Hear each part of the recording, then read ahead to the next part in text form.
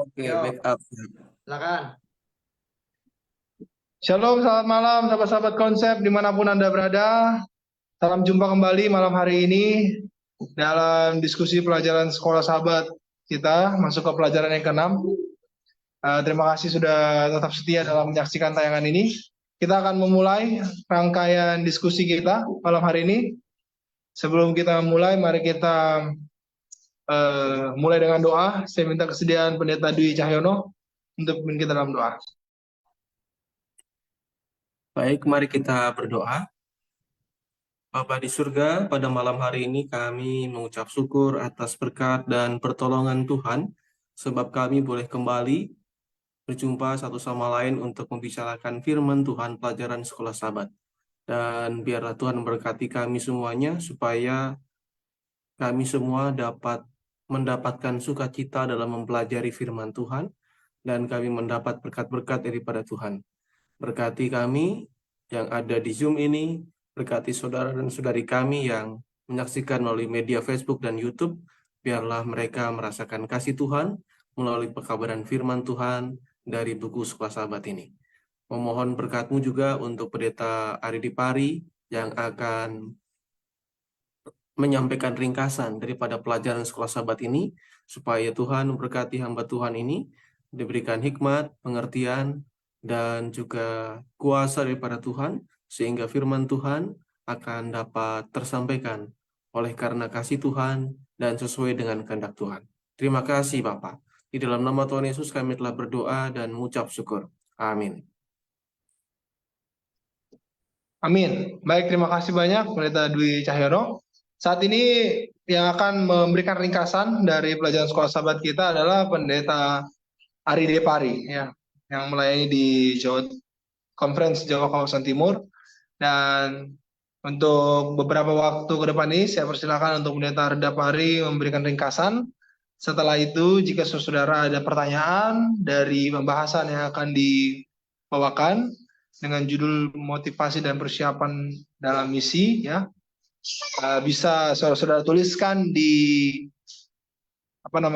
di kolom komentar Facebook, dan nanti kita akan bahas bersama-sama di forum ini. Baik, saya serahkan waktu ini kepada Pendeta Ari Depari untuk memberikan ringkasannya. Baik, terima kasih Pendeta Abi yang sudah memberikan pengantar pada diskusi kita malam ini. Dan tentunya kita sudah mengikuti rangkaian dari pelajaran sekolah sahabat kita, sehingga pada minggu ini kita sudah masuk di pelajaran yang keenam. Izinkan saya untuk share screen. Berdasarkan judul yang sudah kita lihat bersama, saya pikir kita bisa menyepakati bahwa pelajaran yang keenam ini adalah salah satu bagian yang cukup penting untuk kita pelajari dan simpulkan bersama, karena pelajaran yang keenam ini bisa dikatakan sebagai satu bahan bakar, ya, kalau saya pakai bahasa sederhana yang bisa saya gambarkan, sebagai satu bahan bakar atau sebagai satu pegangan untuk determinasi sehingga orang-orang bisa melaksanakan misi Tuhan itu secara konsisten. Ya, dimana kita pada minggu ini berbicara tentang motivasi. Ya, tentang dalam motivasi itu bagaimana kita punya pijakan untuk benar-benar melakukan pekerjaan ini. Ya, karena pada akhirnya mungkin banyak dari kita yang harus mendapatkan jawaban ini, walaupun mungkin kita lupa bertanya pertanyaannya, ya, kenapa saya melakukan ini? Ya, kadang-kadang mungkin khususnya kami, ya, kami di tim konsep hampir semuanya sudah melayani bertahun-tahun sebagai pendeta. Pertanyaan ini harus timbul, kenapa saya melakukan ini? Saya juga beberapa waktu pernah mempertanyakan ini di dalam diri saya, ya, sehingga kita kembali ke motivasi. Apa sih motif kita untuk melakukan pekerjaan misi Tuhan? Ayat intinya pada minggu ini kita lihat dalam Lukas 24 ayat 44. Ia berkata kepada mereka, inilah perkataanku yang telah kukatakan kepadamu ketika aku masih bersama-sama dengan kamu, yakni bahwa harus digenapi semua yang ada tertulis tentang aku dalam kitab Taurat Musa dan kitab nabi-nabi dan kitab Mazmur. Saya pikir ini adalah satu pembahasan yang eh, jelas berdasarkan ayat ini, karena ini sebenarnya dijelaskan Yesus waktu dia sudah mati dan bangkit. Ya, jadi ini penjelasan Yesus di Lukas 24 ayat 44 ini dijelaskan waktu dia sudah bangkit. Dan ironisnya memang kalau berdasarkan historis dan lini masa atau timeline dari pelayanan Yesus, dia nggak bicara soal ini baru. Dia sudah ulang-ulangi ini kepada para murid. Ya, poin yang diulang itu adalah bahwa aku akan mati dan aku akan naik pada bangkit pada hari yang ketiga, dan aku harus menggenapi semua yang disampaikan oleh tulisan para nabi. Ya, tapi pada saat Yesus disalib semua orang lupa. Ya, pada saat Yesus bangkit semua murid kaget loh. Ya, di reaksi awal itu kalau kita lihat di versi Lukas dan Yohanes, ya ada yang menganggap Yesus itu hantu. Kenapa? Karena mereka lupa apa yang Yesus udah pesankan. Ya, itu yang nanti menjadi satu bagian penting. Kenapa dibilang dasar kita apa? Ya. Nah, kita melihat ya secara sederhana poin-poin penting dalam pelajaran kita di sepanjang minggu ini. Yang pertama, pelajaran kita ini sebenarnya sudah masuk ke inti dari pembahasan ataupun pesan yang mau disampaikan oleh penulis Sekolah Sahabat kita ini. Ya. Dia sampaikan di pelajaran Sahabat Petang itu, motif yang benar melakukan misi Tuhan itu sederhana, yaitu kasih dan kebenaran. Ya.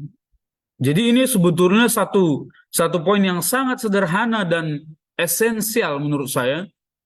Tetapi terkadang karena kita hidup dalam organisasi, dalam jemaat yang memiliki dinamika yang cukup berubah-ubah, ya keadaan yang berubah-ubah, hubungan komunitas yang juga cukup menantang, bagaimana program-program juga diturunkan dari tahun ke tahun oleh pimpinan, kita bisa saja saya bilang, bisa saja lupa akan motif yang benar ini.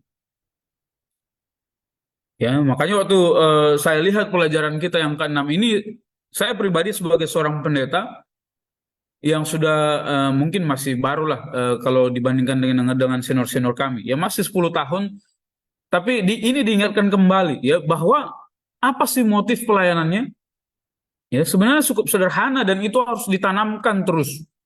Ya, di dalam setiap kali saya mau melakukan pelayanan saya di jemaat dan di masyarakat luas khususnya dalam penginjilan, yaitu karena saya mengasihi orang lain. Ya. Dan yang kedua, karena ada satu kebenaran yang Tuhan beri kepada saya melalui gereja ini, ya, dan itu harus dibagikan.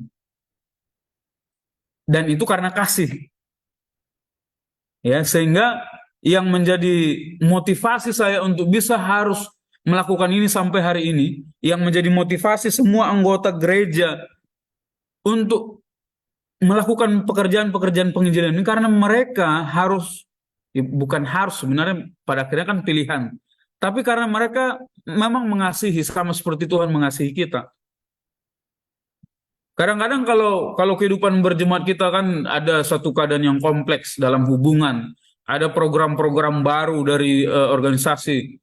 Mungkin kita buat KKR, buat penginjilan itu karena program atau karena program penginjilan, ya itu baik juga memang supaya semuanya berjalan dengan koordinasi yang baik dan teratur. Tapi jangan lupa itu dasarnya itu motifnya itu kasih. Ya. Kenapa gereja harus keluar dari komunitas mereka? Karena tidak cukup untuk mengasihi satu sama lain di dalam gereja, walaupun itu penting. Ya, harus keluar. Ya, kebenaran yang sudah diberikan oleh Tuhan melalui gereja kita ini, yang kita bilang kebenaran itu cukup unik, spesial, itu nggak akan gunanya kalau nggak dibagi. Karena itu sudah pernah terjadi kepada bangsa Israel. Mereka dikasih satu hal yang unik dan benar, tapi mereka simpan itu sebagai satu hal yang eksklusif, sehingga itu diberikan kepada yang lain. Nah, jadi eh, pertanyaan yang kedua pastinya di pelajaran sekolah sahabat kita, motivasi yang salah apa? Ya, kalau di buku sekolah sahabat kita dibilang ada 3 hal, tapi menurut saya itu hanya contoh ya. Ada ambisi katanya, ada pertengkaran, ya entah gimana lah katanya karena pertengkaran di jemaat jadi orang pergi keluar menginjil atau bagaimana. Ya kita nggak ngerti, tapi menurut saya tidak sesederhana itu. Ya masalah-masalah yang terjadi di jemaat apapun itu, ya bahkan penginjilan yang dilakukan tanpa kasih dan kebenaran itu adalah motif yang salah. Ya, kadang-kadang itu harus diingatkan kepada semua orang yang melayani Tuhan, apalagi kami pendeta ini. Ya kami menginjil itu karena pekerjaan kami, karena karir kami, karena tuntutan dari organisasi yang sekarang ini dibilang kerinduan jumlah jiwa dan lain sebagainya. Memang karena itu menginjil atau karena memang mengasihi orang?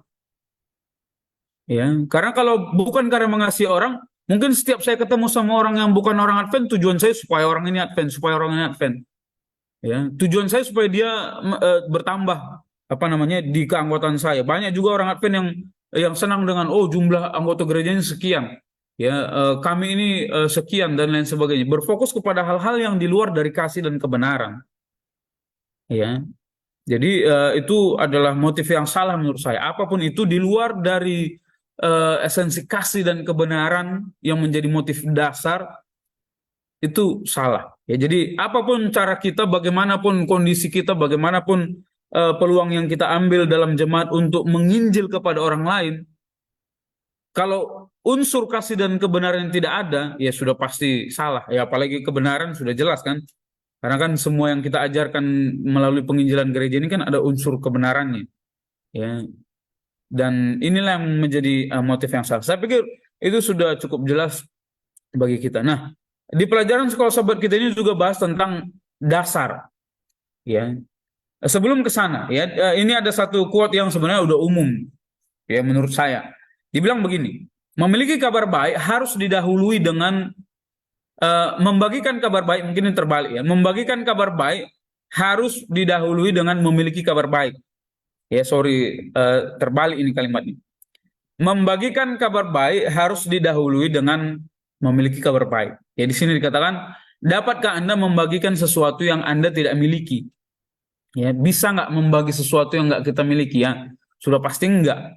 Itu diambil di cerita di Lukas 24 itu tentang kabar yang didengar Simon Petrus bahwa Yesus itu sudah bangkit dari perempuan-perempuan yang melayat di minggu pagi. Ya, jadi dia kayak nggak bisa nggak bisa pahami itu keadaan. Maksudnya gimana sih? Maksudnya Yesus nggak ada dikubur. Maksudnya Yesus bangkit gimana sih? Dia lari ke sana. Ya, dari semua orang yang mendengar kabar itu, dia yang lari ke sana untuk melihat sendiri. Ya, dan tentunya dalam cerita ini memang hanya ada di versi Lukas dan Yohanes soalnya. Ya, tentang bagaimana Simon dan perempuan-perempuan itu berangkat dan 2 murid yang ketemu di jalan ke Emmaus itu.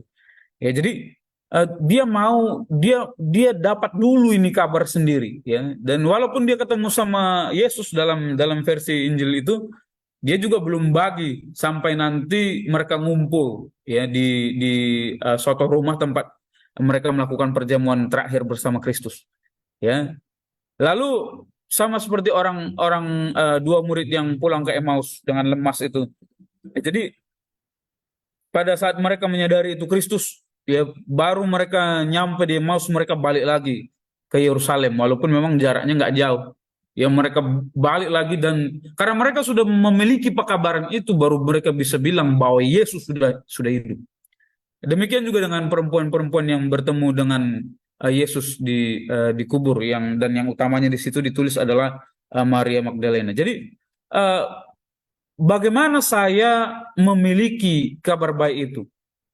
Ya tentunya bagi orang yang sudah mengaku menerima kebenaran Kristus, sudah menunjukkan pertobatan dalam baptisan, sudah menjadi anggota gereja yang bilang bahwa saya menghidupkan standar-standar kebenaran yang Tuhan berikan melalui gereja ini, mereka yang punya kabar baik itu. Tapi apakah itu sudah dimiliki secara roh? Kadang-kadang banyak kita, ya secara umum ini quote yang juga umum menurut saya, banyak orang yang beragama secara status, tapi secara roh tidak. Dan menurut saya orang yang walaupun dia sudah menjadi orang Kristen tapi tidak memiliki roh dalam konteks menghidupkan buah-buah roh dalam penguasaan Roh Kudus dalam hidupnya, dia belum memiliki kabar itu. Dia mungkin tahu tapi belum punya gitu.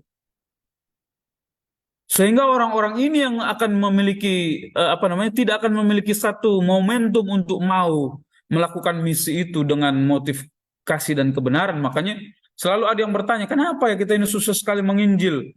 Kenapa ya menginjil itu susah pendeta ya? Atau kenapa kita ini sudah beberapa dekade tidak ada perubahan yang signifikan dalam pertambahan anggota? Kenapa tetangga saya yang di sebelah rumah saja belum pernah tahu orang Advent itu sebenarnya seperti apa?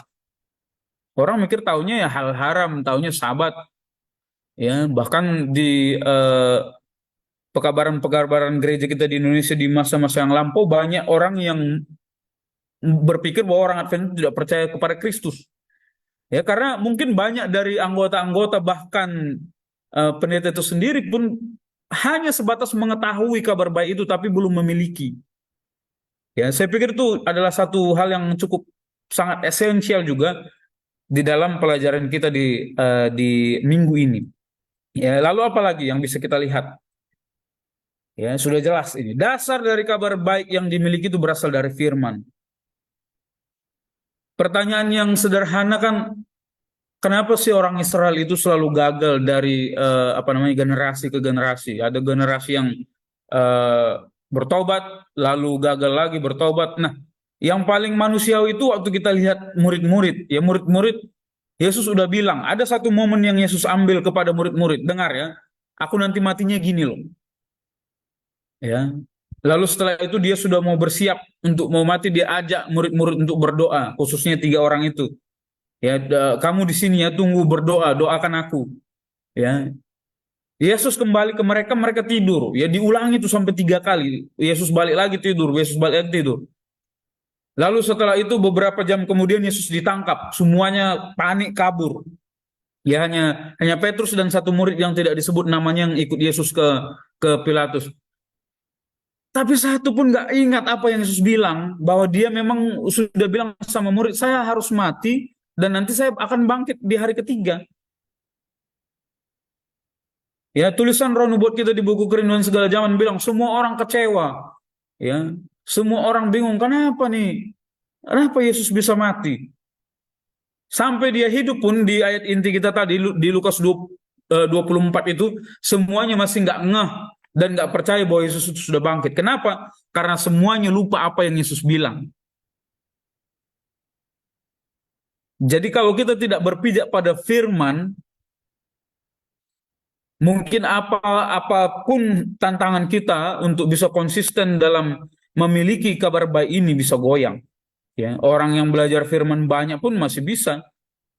Karena seperti yang saya bilang tadi, banyak yang masih dalam status hanya mengetahui kebenaran itu, belum memilikinya. Dia belum punya pengalaman pribadi bersama dengan Tuhan. Ya, kadang-kadang di gereja kita banyak sekali waktu untuk bersaksi, dan pada saat pertanyaan dasar ditanyakan kepada semua anggota gereja, di samping dari apa yang sudah terjadi dalam kehidupan, apa pengalaman pribadi Anda bersama dengan Kristus, apa yang udah bisa disimpulkan secara sederhana? Banyak juga orang, apa ya? Ya. Mungkin kalau dibilang berkat Tuhan apa, bisa banyak orang jabarkan. Tapi untuk menjelaskan proses apa yang sudah Anda alami di dalam bertuhan, kadang-kadang itu sebuah hal yang abstrak di dalam hati orang Kristen. Ya, mungkin secara burung beo kita semua bisa bilang Tuhan menciptakan langit dan bumi, Tuhan lahir, mati di kayu salib, dia bangkit kembali, lalu dia naik ke sorga, dia akan datang kembali. Tapi itu harus dimiliki, ya, dan semua itu dasarnya dari firman. Apalagi zaman sekarang ini banyak sekali orang yang ngawur soal pengajaran-pengajaran yang juga dari firman. Ya. Jadi dasar dari kabar baik itu jelas dari firman, dan itu yang selalu diulangi-ulangi sama sama Yesus kepada murid-murid. Makanya ayat inti kita bilang itu memang udah ditetapkan di kitab Taurat, kitab para nabi, dan sampai di Mazmur juga bilang bahwa memang harus ini yang terjadi. Ya, jadi itu bagian dari motif juga dalam kebenaran menurut saya, di antara kasih dan kebenaran itu. Lalu pelajaran sekolah sahabat kita ini membahas tentang apa yang dilakukan oleh umat-umat Tuhan, ya, gereja mula-mula, para rasul pada saat menunggu Yesus datang kembali, ya. Dalam spirit semangat mereka, mereka pikir Yesus akan datang segera ini sebelum mereka mati, ya. Dan semangat yang mereka miliki itu mereka tunjukkan dalam kehidupan mereka, dan ada dua hal yang paling penting pelajaran sekolah sahabat kita ini bilang. Yang pertama, mereka selalu berdoa. Tapi kalau dibilang hanya selalu berdoa nggak lengkap, ya. Saudara-saudari yang dikasih sahabat-sahabat konsep, pelajaran kita ini bilang mereka bersatu dalam doa. Kadang-kadang kita banyak berdoa pun kalau roh kita tidak satu di jemaat, keinginan kita juga bisa berbeda. Makanya pelajaran sekolah sahabat kita ini bilang yang paling penting mereka lakukan waktu mereka melihat Yesus naik dan harapan mereka Yesus akan datang. Ya pada saat itu Nyonya White bilang mereka berharap Yesus akan datang waktu mereka masih hidup. Sampai di generasi Nyonya White semuanya berharap bahwa Yesus akan datang waktu mereka masih hidup. Ya, di sini mereka mengisinya dengan bersatu di dalam doa. Doanya satu, ya, tujuan doanya itu sama. Ya.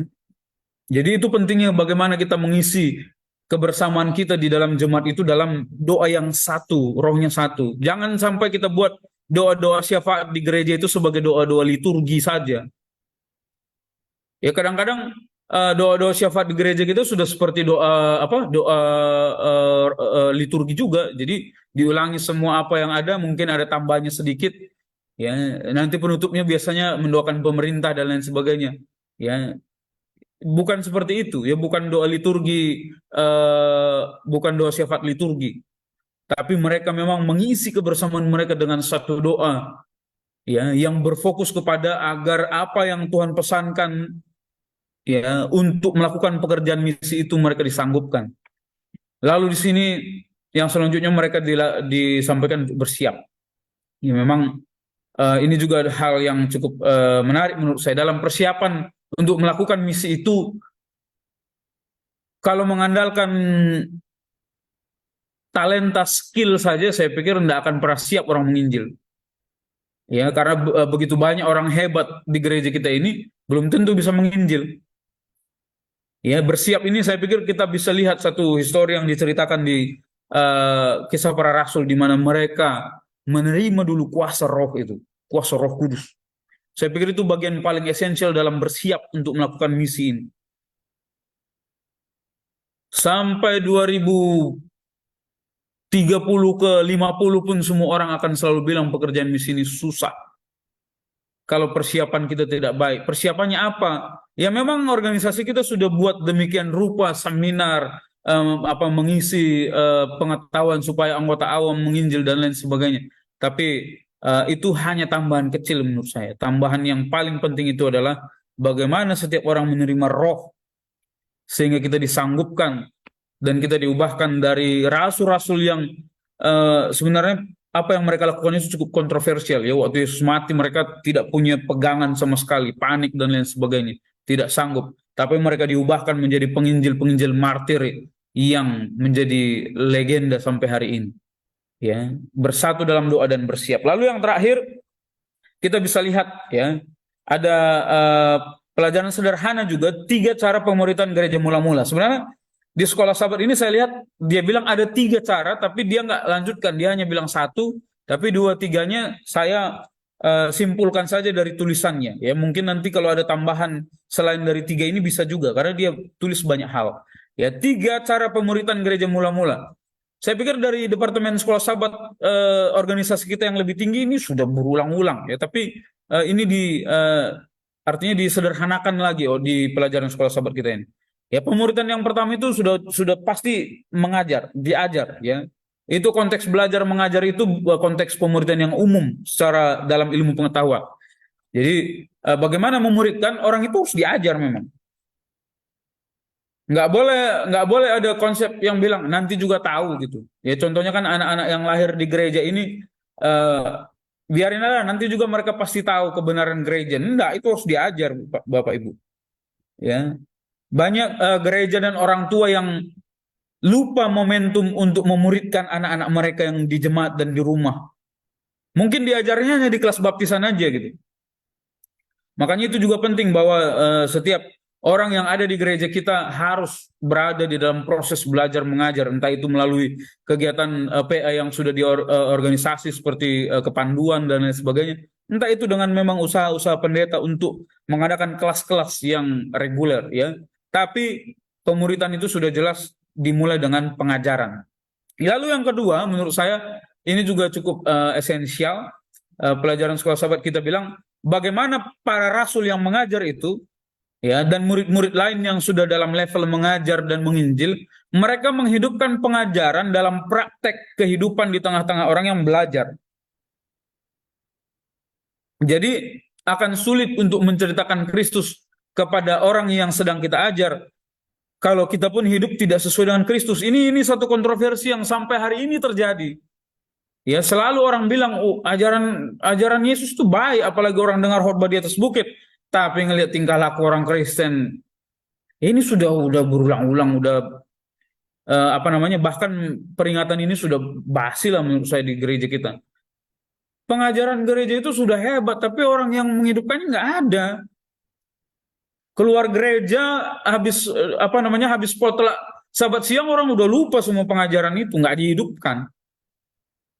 Masalah-masalah yang timbul di tengah-tengah jemaat itu masalah yang tidak ada bedanya dengan orang yang tidak mengenal Tuhan. Itu sangat ironis menurut saya. Ya. Jadi salah satu kunci kesuksesan dalam pemuritan rasul-rasul itu, mereka menghidupkan pengajaran itu pada saat mereka berada di tengah-tengah orang yang lagi belajar.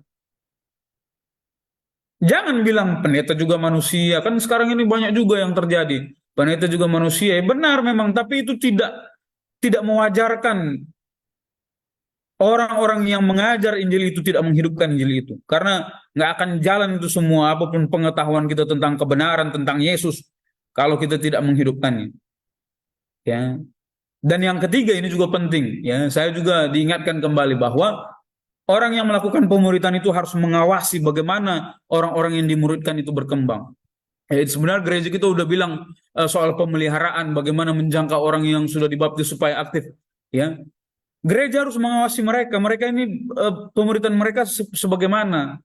Ya selalu dibilang cerita klasik. Dulu sebelum dibaptis banyak yang sapa, banyak yang lawat. Setelah dibaptis ya udah anggota kok gitu. Jadi sebenarnya semua elemen dalam penginjilan itu harus mengawasi nih. Orang ini gimana? Ya kalau mereka nggak hadir gimana? Kalau mereka, kita harus tahu apa yang terjadi dalam kehidupan mereka. Ya, sehingga pengawasan dalam pertumbuhan iman dalam pemuritan itu berjalan. Ya, makanya nggak heran juga mereka langsung aja kalau ada yang salah, kalau Rasul Paulus itu dia tegur langsung begini begitu begini begitu. Kadang-kadang kita ya pada akhirnya yang penting mereka sudah menerima kebenaran lah, terserah mereka lah. Kita kadang-kadang mau menghindar dalam tugas pengawasan ini. Bukan menghakimi ya. Saya pikir kita bisa bedakan itu, bagaimana menghakimi orang yang masih lemah atau mengawasi mereka. Ya, mengawasi itu tentunya tidak harus langsung melakukan interaksi kalau ada orang salah dan lain sebagainya. Ya, saya pikir itu adalah poin-poin penting dalam pelajaran kita selama 1 minggu ini. Dan tentunya di bagian terakhir saya juga tidak lupa mengutip dari apa yang Nyonya White sudah bilang. Ya, di sini dikatakan tidak akan ada pertumbuhan atau menghasilkan buah dalam kehidupan yang berpusat pada diri sendiri. Ya memang kalau kita masih self-center itu nggak akan bisa orang menginjil. Ya, bisa juga orang yang self-center menginjil tapi motifnya bukan kasih dan kebenaran. Mungkin ya supaya dia dibilang banyak jiwanya lah, atau dia dibilang orang yang hebat menginjil di gereja. Mungkin banyak hal yang akan salah. Jika engkau menerima Kristus sebagai juru selamat pribadi, engkau harus melupakan dirimu sendiri dan berusaha menolong orang lain. Ya, jadi kalau kita berfokus kepada menerima Kristus, ya kita akan lupa soal diri kita. Soal nginjil itu nggak akan bilang lagi berapa dana penginjilannya, ada nggak uang jalannya ke sana atau ke sini, ya, atau banyak hal yang sebenarnya pada akhirnya membuat orang menginjil itu ya saya. Ya, jiwa saya sudah begini. Dulu si Anu ini saya yang baptis, dulu saya yang buat dia jadi orang Advent ini. Banyak juga yang begitu. Ya, memang nggak masalah juga sih, tapi jangan sampai jadi itu menjadi berpusat kepada diri. Bicara tentang kasih Kristus, ceritakan kepada orang lain kematian yang tidak mementingkan demi kepentingan mereka. Ya, kita harus ingatkan bagaimana Yesus tidak mementingkan kepentingannya. Dan di quote terakhir di pelajaran kita hari Jumat, Nyonya bilang, bila engkau menerima roh Kristus, roh dari kasih yang tidak mementingkan diri, yang bekerja buat orang lain, engkau akan bertumbuh mengeluarkan buah. Rahmat dari roh itu akan menjadi matang dalam tabiatmu. Imanmu bertambah, keyakinanmu mendalam, kasihmu menjadi sempurna.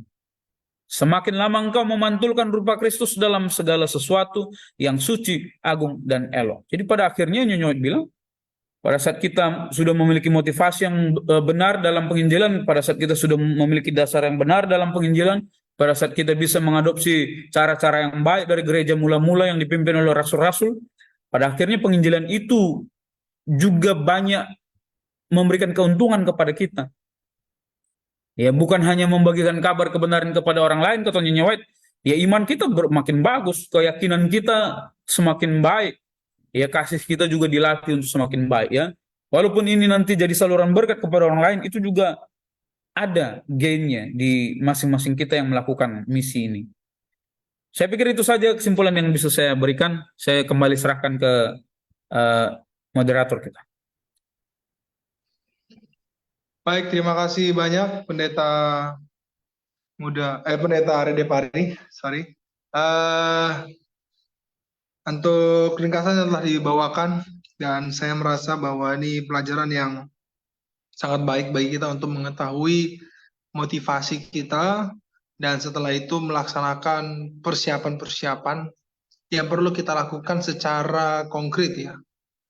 Bagaimana menjalankan misi Allah ini dalam kehidupan pribadi kita maupun dalam jemaat kita masing-masing. Baik, sahabat-sahabat konsep dimanapun Anda berada, terima kasih untuk kesetiaan Anda kembali menyaksikan tayangan ini secara live. Saya kembali mengingatkan jika ada pertanyaan yang ingin disampaikan, dapat disampaikan dalam kolom komentar untuk kita diskusikan dalam tayangan kita pada malam hari ini. Baik, ada satu pertanyaan yang masuk untuk Pendeta Ari, dan mungkin nanti Pendeta Dwi boleh memberikan sedikit tambahan atau komentar dari pertanyaan ini. Pertanyaannya demikian, bagaimana bentuk, ya, secara konkret mengenai motivasi dan persiapan dalam konteks menginjil, dan apakah setiap orang harus menjalankan misi jika dia tidak punya talenta? Oke. Jadi ada dua bagian pertanyaannya. Tadi mungkin yang pertama sudah sedikit disampaikan, tapi boleh ditebalkan kembali penekanannya. Bagaimana bentuk secara konkret, ya, motivasi dan persiapan dalam hal menginjil. Itu yang pertama. Lalu yang kedua, lanjutannya adalah apakah semua orang, ya, diminta untuk menginjil walaupun mereka tidak punya talenta? Nah, ini pertanyaannya. Yang pertama, silakan Pendeta Ari, lalu nanti Pendeta Dwi, silakan. Baik, terima kasih. Menurut saya sama seperti yang disampaikan di pengantar sekolah sahabat kita ini, semua hal yang diajar sepanjang 1 triwulan ini adalah hal-hal yang praktikal. Ya, tapi mungkin kalau kita bisa bahas kembali apa bentuk konkretnya, saya pikir tadi poin-poin sederhananya sudah bisa kita lihat, ya. Bentuk praktikal dari motivasi dan persiapan. Ya, motivasi yang pertama itu adalah bahwa kita harus menanamkan satu perasaan di mana Yesus jawab ini kepada orang muda. Dia bilang hukum yang paling utama itu adalah mengasihi Tuhan, sudah jelas. Dan selanjutnya itu mengasihi sama manusia. Saya pikir itu bukan bahasa teori, ya. Mengasihi orang lain itu menurut saya bahasa praktikal, karena prakteknya tinggal siapapun yang kita lihat itu kita harus kasihi, ya. Dan dalam konteks melihat orang yang di luar sana yang belum mengenal Kristus, dengan kasih kita harus punya desakan dalam hati untuk memberitakan kebenaran itu. Ya, jadi saya pikir itu bentuk konkretnya, ya, karena kita mengasihi orang lain.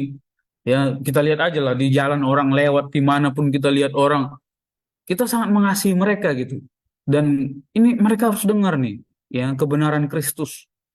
Ya, saya paling sederhana mungkin bisa kasih langkah yang konkret mengenai itu. Ya, masalahnya kan sudah sedalam mana kita mengasihi sesama.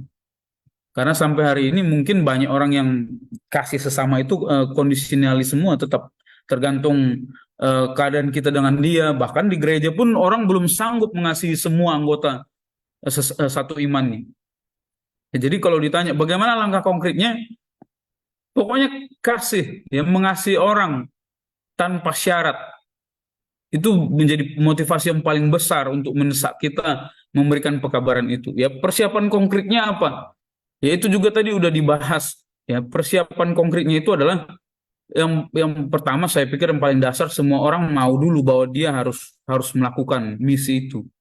Ya, program gereja kita sih udah berulang-ulang, tell the world katanya, I will go katanya, total member involvement.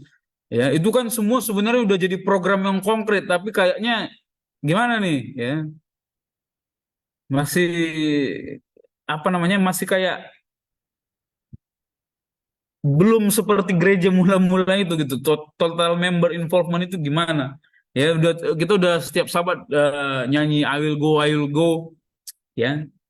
Saya pikir kita harus memiliki pilihan dulu. Saya harus memberitakan kebenaran ini sama dengan semangat dari para rasul, ya, semangat dari para eh, eh, pendahulu, ya, gereja kita, ya. Lalu tentunya persiapan yang paling penting itu saya tadi sudah bilang bahwa kita memang merindukan dan meminta berulang-ulang agar kuasa roh itu bekerja.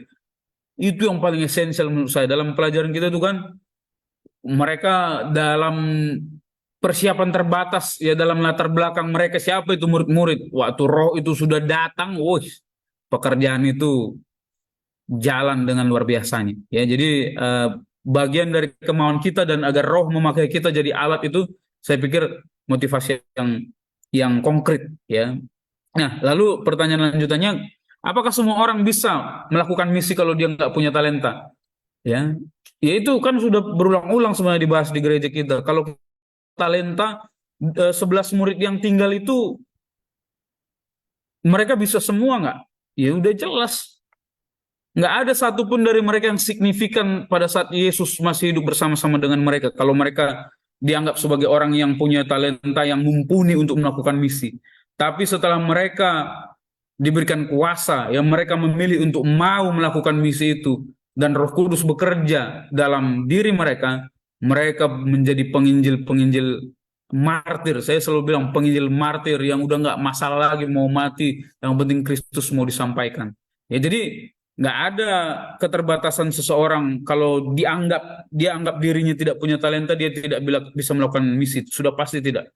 Tapi kita pun percaya di gereja ini bahwa semua orang tanpa terkecuali memiliki talenta yang bisa digunakan untuk melakukan pekerjaan misi. Kalau dibilang bagaimana dengan orang yang belum memiliki talenta, mungkin dia belum menemukannya. Ya, karena tidak ada orang yang Tuhan berikan izin hidup di dunia yang tidak punya talenta. Pasti ada talenta yang bisa digunakan untuk melakukan misi itu. Ya, mungkin itu dari saya. Terima kasih. Baik, terima kasih Pendeta Ari.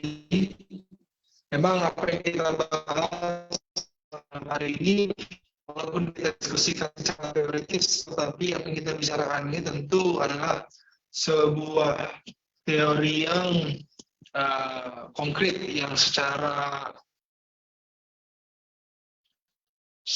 praktikal harus dilakukan, ya, bukan hanya teori saja, ya, baik secara motivasi maupun secara persiapan dalam menjalani misi ini, ya. Baik, Pendeta Dwi, ada tanggapan dari pertanyaan? Ya, baik. Selamat malam buat semuanya para hamba Tuhan. dan juga umat-umat Tuhan.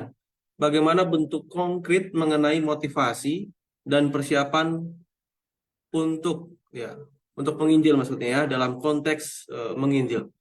Ya. Motivasi konkret.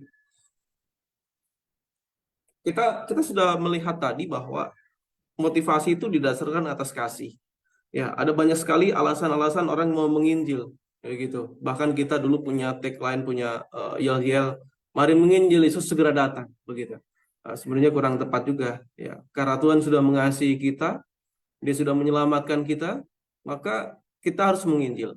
Karena kebaikan Tuhan lah, begitu. Dan kita harus menginjil.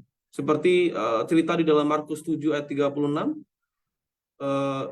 di sini Yesus berpesan kepada murid-muridnya dan kepada siapapun yang hadir di sana untuk tidak cerita, ya, tidak menceritakannya kepada siapapun. Tetapi makin dilarangnya mereka, makin luas mereka memberitakannya. Jadi kenapa orang-orang ini itu senang memberitakan Tuhan, menyampaikan siapa itu Tuhan kepada orang lain? Karena mereka sudah disentuh oleh kasih Tuhan, mereka sudah menerima firman Tuhan, dia mengalami kasih karunia itu, sehingga tidak ada yang bisa membendungnya. Bahkan Yesus sendiri pun mengatakan bahwa jangan cerita kepada siapa-siapa. Mereka tetap menceritakannya, dan semakin meluas kabar tentang Yesus itu sendiri. Begitu. Hubungan kita dengan Tuhan, tersentuhnya hati kita karena kasih Tuhan, karena pengalaman pengampunan dan kasih karunia yang sudah kita terima, itulah yang akan membuat kita untuk terdorong menyampaikan apa itu Injil. Begitu. Hanya orang yang mengalami pengalaman kasih karunia, hanya orang yang sudah diampuni dosa-dosanya, yang memiliki dorongan yang murni untuk mengabarkan Injil. Dia merasa bersyukur kepada Tuhan, dia sangat bersuka cita, sehingga dia akan senantiasa menceritakan Tuhan dimanapun dia berada. Ya, Roh Kudus tentu saja memanfaatkan itu semuanya. Setiap firman yang diterima, setiap kebenaran yang dia terima, ya, akan didorong, akan ditanamkan di dalam hatinya, dan itu akan memunculkan reaksi-reaksi, pemikiran-pemikiran untuk segera bertindak menyampaikan pekabaran firman Tuhan. Nah, itu saya pikir contoh konkretnya. Motivasi itu seperti itu.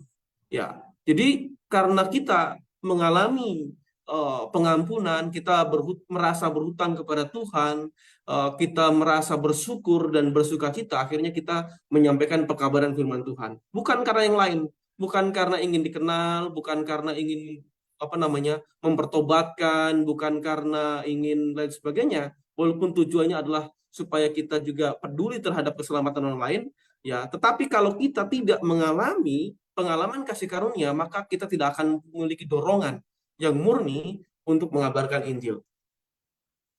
Nah, persiapannya tentu saja kita memiliki persiapan. Ini adalah pekerjaan Tuhan. Pekerjaan Tuhan hanya bisa dilakukan oleh Tuhan.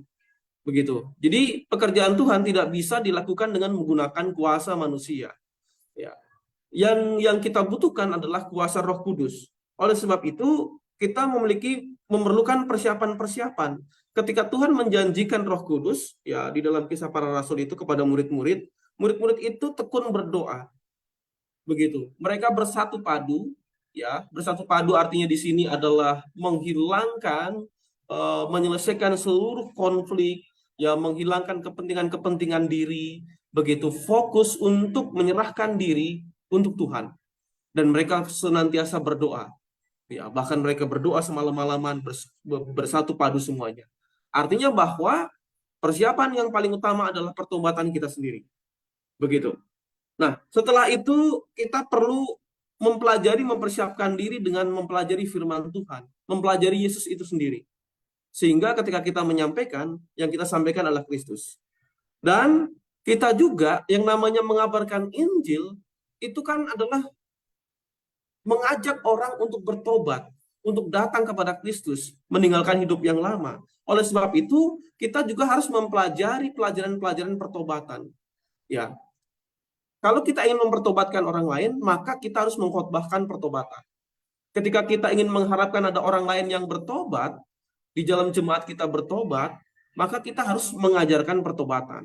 Oleh sebab itu, seperti yang dikatakan, seperti khotbah di dalam yang dilakukan oleh Petrus di Serambi Salomo, dia berkata, bertobatlah, begitu. Maka dosamu akan dihapuskan. Selanjutnya adalah pengampunan, begitu. Jadi dulu kita belajar tentang beberapa elemen pekabaran Nabi, begitu. Salah satunya adalah pekabaran penyampaian, membeberkan dosa-dosa. Setelah itu membeberkan hukumannya apa. Nah, setelah itu membeberkan panggilan untuk bertobat. Ya, setelah itu ada menggambarkan janji penghuni. Ya, dan seterusnya. Nah, step-step ini juga harus kita pelajari dan kita boleh menjadikan ini sebuah persiapan. Bagaimana kalau kita tidak memiliki talenta? Bagi setiap orang yang menyerahkan diri kepada Tuhan untuk melakukan pekerjaan Tuhan, dia pasti diberi talenta. Kalau dia tidak diberi talenta, berarti dia belum menyerahkan diri kepada Tuhan. Begitu. Bukti bahwa kita dipanggil untuk melakukan pekerjaan Tuhan adalah kita memiliki talenta itu. Begitu. Jadi, kalau kita tidak memiliki talenta, berarti ada yang salah hubungan kita dengan Tuhan. Jangan-jangan kita belum mengalami pengalaman kasih karunia. Jangan-jangan kita belum mengalami pergumulan bersama dengan firman Tuhan, ya, dengan nubuatan-nubuatan, dengan janji-janji Tuhan. Ya. Jangan-jangan kita belum menyerahkan diri dan bertobat sepenuhnya kepada Tuhan, sehingga Roh Kudus tidak dicurahkan. Karena apa? Roh Kudus itulah yang akan membentuk talenta-talenta di dalam diri kita. Jadi, setiap orang yang menyerahkan diri kepada Tuhan untuk pekerjaan Tuhan dan dia diutus kepada Tuhan, Tuhan tidak pernah membiarkan orang itu pergi tanpa talenta, tanpa kemampuan. Tuhan akan memberikan kuasa. Terima kasih. Baik, terima kasih Pendeta Dwi Cahyono. Ya, saya melihat ada tambahan-tambahan yang cukup baik untuk melengkapi pelajaran kita pada malam hari ini ya. Saya sedikit menyimpulkan dalam persepsi saya bahwa kuncinya adalah hubungan dengan Tuhan atau pengalaman berjalan bersama Tuhan. Maka itu adalah sebuah motivasi kalau kita merasa kita sudah diselamatkan, kalau kita merasa bahwa Tuhan mengasihi saya, kalau saya merasa bahwa saya hidup semua karena kemurahan Tuhan, maka itu adalah secara otomatis ya membuat kita dengan sukacita melakukan misi Allah ini ya. Baik, ada satu pertanyaan lagi masuk, kita akan bahas sebelum nanti kita akan tutup. Pertanyaan yang berikutnya adalah, apakah kaitan misi dengan iman? Dan juga bagaimana agar misi ini benar-benar terkonsep sesuai dengan yang Allah mau. Sementara lebih menonjol misi untuk diri sendiri sehingga ribut karena jabatan dalam organisasi maupun gereja saat ini. Ya, jadi pertama, kaitan misi iman. Lalu yang bagaimana agar misi ini benar-benar terkonsep dengan apa yang Allah ingin.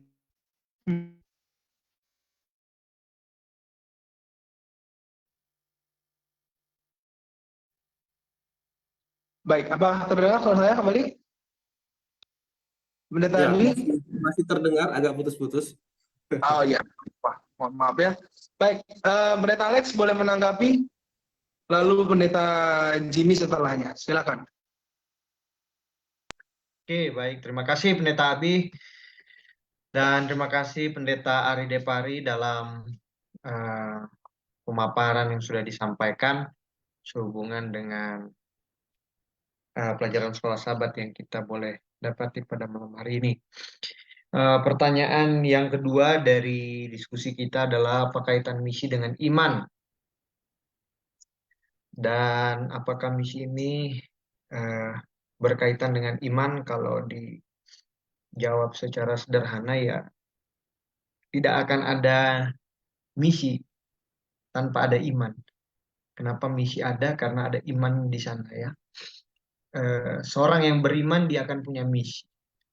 Ya, seperti Tuhan, dia punya misi ya. Karena dia beriman. Dia mau supaya makhluk ciptaannya yang sudah berdosa ini dengan penuh keyakinan balik lagi untuk menyembah kepada penciptanya. Itulah misinya, itulah imannya yang kuat sehingga dia menjalankan misi dari hal keyakinannya itu. Jadi dengan kata lain, apakah kaitan misi dengan iman? Kaitannya sangat erat. Jadi langkah selanjutnya orang beriman itu ada misi. Nah, sekarang pertanyaannya dilanjutkan dengan kalimat, bagaimana misi itu benar-benar terkonsep sesuai dengan Allah yang Allah mau? Sementara kadang lebih menonjol misi diri sendiri ketimbang misi Allah lah begitu ya kurang lebih. Ya otomatis ketika kita ketika kita menonjolkan diri dalam misi, ya sudah barang tentu itu bukan ciri orang beriman. Sederhananya begitu. Ya. Ketika orang itu menonjolkan diri dalam misinya, yang ditinggikan bukan Allah dan bukan juga kebenarannya, tapi dirinya yang muncul. Tapi dibalut dengan kata pelayanan, mungkin begitu ya. Tapi tenang saja, setiap manusia itu punya sense. Sense-nya itu dia tahu benar-benar orang ini mau mempunyai motif yang baik yang tadi ya. Dan punya ikatan yang benar dalam menjalankan misinya itu. Setiap manusia itu punya sense apakah ini orang sungguh-sungguh melayani atau tidak. Jadi yang kita bisa lakukan adalah sebagai orang yang beriman jalani misi yang benar, sebagai orang yang mungkin dilayani oleh, karena di sini bicaranya mengenai jabatan ya atau organisasi ya, sebagai kita yang dapat dalam pelayanan baik dari organisasi, baik dari rekan-rekan pelayan, maka kita terima dengan kebenaran. Maksudnya begini, ketika orang datang dengan motivasi yang salah, kita sebagai anggota jemaat, kita punya jalan kebenaran. Kalau misalnya ada satu ya, misi yang mungkin itu tidak bersentuhan dengan kebenaran Tuhan, ya tinggalkan. Dalam konteks dasar yang benar. Kan begini, ketika kita bicara mengenai misi ya, kalau itu bersentuhan dengan jemaat dan juga dengan organisasi. Bicara mengenai misi itu bicara mengenai sebanyak mungkin kita bisa menginjil dan menarik jiwa. Nah pertanyaannya, apakah menarik jiwa ini salah? Jawabannya tidak, sama sekali tidak. Menarik jiwa itu tidak ada yang salah. Dan dalam konteks apakah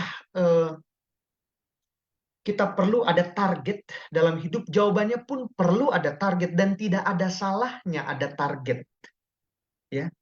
Yang kita buat sendiri dengan penuh keyakinan iman kita. Bersalahlah juga kita di saat kita sudah diberikan kepercayaan, kita tidak melakukan apa-apa dengan konteks ya sudah biarkan saja. Dan saya tidak mau membuka hati untuk masuk lebih dalam untuk menarik jiwa. Itu pun salah. Nah yang jadi menariknya adalah mungkin saja dalam menjalankan misi itu bukan kerinduan jiwanya yang kita rindukan, tapi nama kita yang terjun dalam pelayanan sehingga kita mau dinilai oleh orang, oleh organisasi, oleh gereja, dan itu yang salah. Dan itu yang ditunggangi lah bahasanya. Itu yang perlu kita hindarkan. Jadi sebagai anggota jemaat, saya berperan sebagai anggota jemaat, dukunglah gembalamu yang ada di gereja.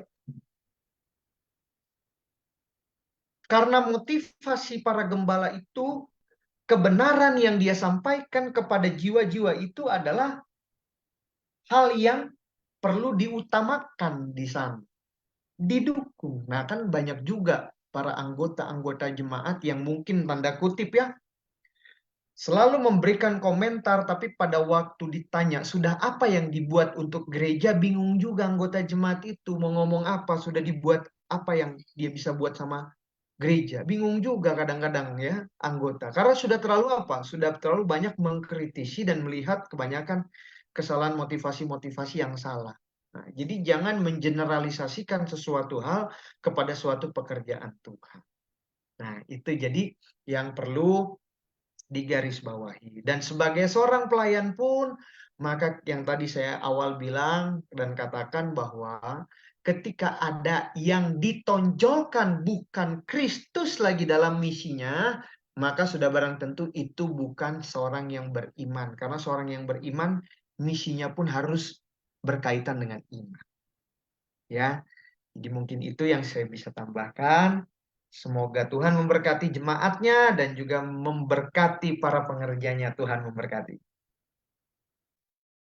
Baik, terima kasih Pendeta Muda Alex Taryono. Pendeta Muda Jimmy, ada yang mau ditanggapi? Silakan. Baik, terima kasih Pendeta Ari Depari yang sudah menyampaikan pelajaran kepada kita pada saat ini ya, pelajaran yang ke-6, motivasi dan persiapan untuk misi.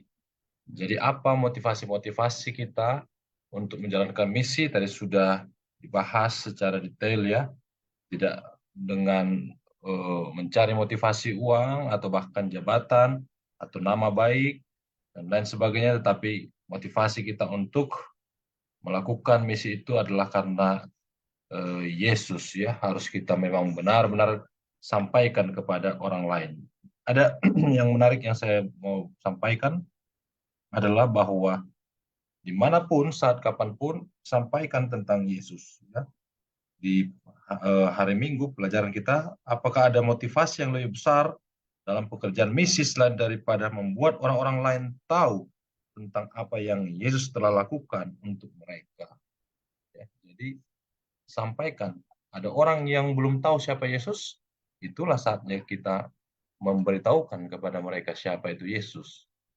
Ya, jadi bukan lagi kita sebagai orang-orang yang sudah menerima kebenaran itu melakukan kebaikan, kasih, itu semua standar ya. Tapi bagaimana kita harus sampaikan tentang Yesus kepada banyak orang ya, tentang kebaikan Yesus, tentang kasih Yesus, dan bahkan tentang keselamatan yang Yesus tawarkan bagi semua orang. Baik, pertanyaannya tadi, apakah kaitan misi dengan iman? Jadi kalau kita menyampaikan misi, maka iman pun akan semakin kuat. Ya, kalau kita tidak menyampaikan misi, maka iman akan semakin redup. Umat Tuhan yang sudah mulai mengantuk ya, atau mulai bermalas-malasan untuk mengerjakan misi Tuhan, maka kita akan lihat iman pun akan mulai juga berkurang ya. Dan bisa saja ya orang itu terseret ke dalam jerat daripada setan. Jadi jangan kita mau untuk terbuai di dalam kehidupan ini ya, karena menunggu Tuhan datang tidak datang-datang. Dalam pelajaran kita harus selalu siap sedia dikatakan ya. Jangan sampai kita lengah. Lalu kemudian di dalam pertanyaannya tadi adalah ya, bagaimana dengan kita yang ribut ya, ribut karena jabatan dalam organisasi ya. Ya, memang kita tidak bisa tutup mata juga kalau dunia ini akan semakin rusak ya. Banyak orang yang mencari popularitas, banyak orang yang mencari jabatan, banyak orang yang akhirnya dibutakan oleh karena materi dan lain sebagainya. Ya, tetapi ingat, akan tetap ada murid-murid Yesus. Di pelajaran kita pada saat ini, ya, mereka sibuk juga untuk mencari pengganti daripada siapa? Pengganti daripada Yudas. Ya. Jadi ketika ada umat-umat Tuhan yang tidak mau mengerjakan misi, ya, maka mari kita mencari orang-orang yang betul-betul mau untuk mengerjakan misi. Pasti ada. sambil kita menjalankan misi, sambil kita juga mencari orang, dan sambil kita mengerjakan pekerjaan itu, sambil kita juga menunggu Yesus datang. Ya. Jadi begitulah kehidupan ini sampai kepada kedatangan yang kedua kali. Kiranya Tuhan menolong kita dalam mempraktekkan dan mengerjakan misi Tuhan. Baik, terima kasih.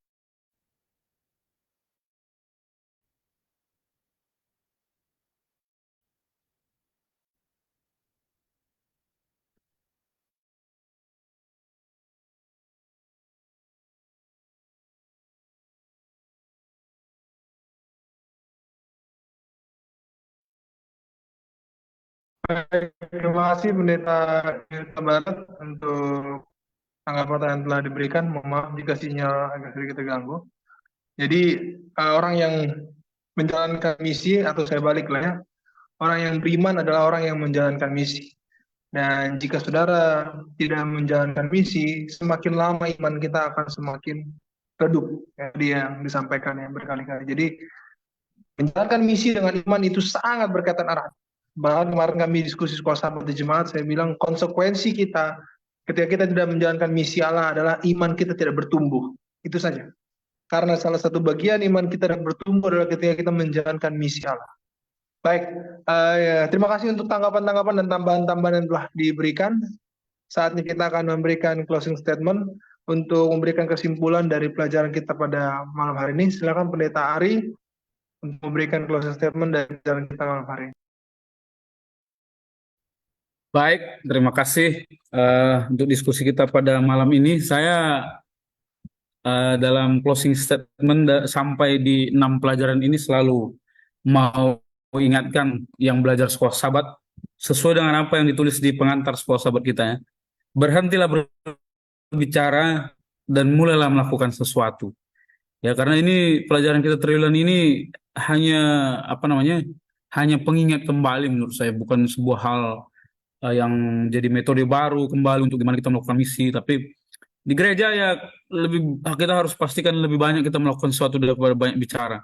Kadang-kadang kita bisa nanti ambil waktu agak banyak diskusi di gereja, tapi habis makan siang mungkin kita pulang istirahat karena hari persiapan tidur siang semua gitu. Jadi nggak ada gunanya. Jadi kita harus melakukan sesuatu dan kita harus lebih banyak melakukan daripada berbicara tentang misi yang sudah cukup jelas ini. Tadi sudah dibilang bahwa motivasinya itu adalah kasih dan kebenaran, dasarnya itu adalah firman.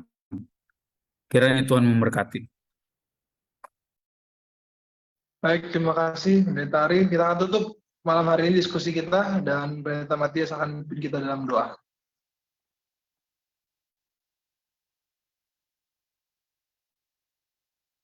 Pendeta Matias. Pendeta Matias boleh memimpin kita dalam doa. Baik, mari kita bersatu dalam doa. Bapa kami di sorga, terima kasih untuk waktu yang baik pada malam hari ini. Tuhan boleh karuniakan kami boleh belajar bersama-sama pelajaran sekolah sahabat. Dan permohonan terbesar kami adalah Tuhan, biarlah Roh Kudus mengurapi kami yang mempelajari pelajaran ini, agar kami disanggupkan untuk boleh memiliki motivasi yang benar di hadapan Tuhan ketika kami melayani dalam misi Tuhan. Bapa di sorga, kami juga berdoa secara khusus untuk sahabat-sahabat konsep yang setia mengikuti tayangan-tayangan dari konsep. Biarlah berkat yang luar biasa dari sorga juga turut menjadi bagian mereka. Berkati juga hamba-hamba Tuhan yang telah hadir di konsep, secara khusus hamba Tuhan Pendeta Ari Depari yang sudah menyampaikan materi ringkasan. Biarlah Tuhan juga berkati agar di dalam pelayanannya Tuhan ditinggikan dan berkat sukacita baginya. Kami semua pada malam ini kami memohon sekali lagi, biarlah Roh Kudus Tuhan mengurapi kami masing-masing agar kami boleh menghidupkan apa yang kami pelajari pada malam hari ini.